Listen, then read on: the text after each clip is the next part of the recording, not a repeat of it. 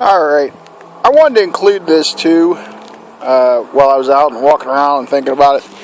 This is the steepest part of my property probably. I'm holding my tablet about level as I can manage to.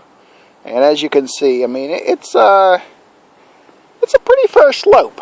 And it kind of, you probably won't be able to tell it in the video, but it kind of runs downhill, you know, in this direction. This is being lower, and then, you know, I don't know if it would get a better idea if I lower the camera down here. Maybe you can see better. But this might give you a pretty good idea. That tree's pretty level. So, you know, I don't know what exact angle this is, but it's you know, a fair slope. And when I come down here, I only cut this the second time. It's kind of shady down here with all these trees around me. Doesn't grow as quick. But I was leery enough to know that when I come from my house up here on the, well, maybe you can get a picture now. I come up from my house on the hill here and down over this hill. I know I'm going to be flying down over here because I'm pretty sure that once I got spinning, I would have just done quite a bit of sliding around.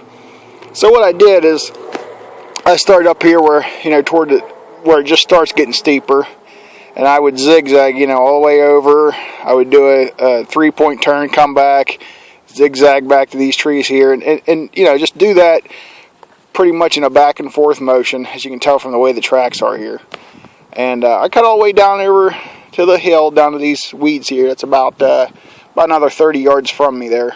Probably can't tell that from the video, but you know, I didn't have any problem. I was careful when I turned, just making sure when I done my 3-point turns. And be honest with you, some of them were 3 points, and some of them I just kind of spun the inside wheel because, well, this is really out of the way. Nobody ever comes down here. It's not like we're hanging out down here. It's just, this was actually park garden at one time, and it's, you know, basically just overgrows with weeds if you don't keep it down. And as you can tell, there's a lot of moles and molehills and stuff that you get down this way. So it's not a pristine piece of property here, but I do keep it cut down. So maybe you can tell from looking up, but you know, you're going to have a pretty good hill here. You know, if I hold the camera, you know, so you can see the rise on the hill here.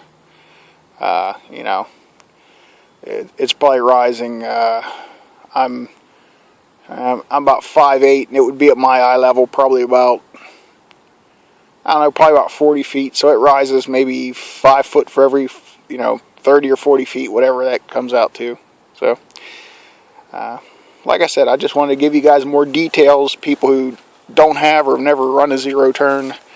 Everybody hears, oh, you got to be careful on hills, and you know, you can see here, this is up there where my Jeep is, and up over the hill, the swing set and the kids. You know, it's a pretty good slope here. It's not, you know, you can walk up and down it and stuff, but it's far from flat. But you know, this is what I was looking at. It was a real concern for me when I bought the machine, and just couldn't find any information on the internet other than, you know, people saying, oh, be careful, and not for steep hills. And you know, steep and hill and slope are all very subjective terms. And even when people say, oh, 15 degrees is all you should operate on, well, you know, I'm not sure what these angles are here. But, you know, of course the books are pretty much written over and looked over by attorneys that are more concerned about not being sued and liability than they are about how well their equipment's going to perform in the real world. You know, if somebody ever has an accident on a 15% hill, they'll probably make a revision and say don't operate on more than a 2% slope, or, you know. So this is realistic. This is what I'm cutting. I'm holding the camera straight. You can kind of see the slope of the ground here. I'll get down here again. It just seems to be easier from this angle to see how much angle we got here. So, alright, YouTube, like I said, when I get a chance, I'll post my mower and let you look at it, you know, rather than just a yard. But that's it for now, and I'll catch you later.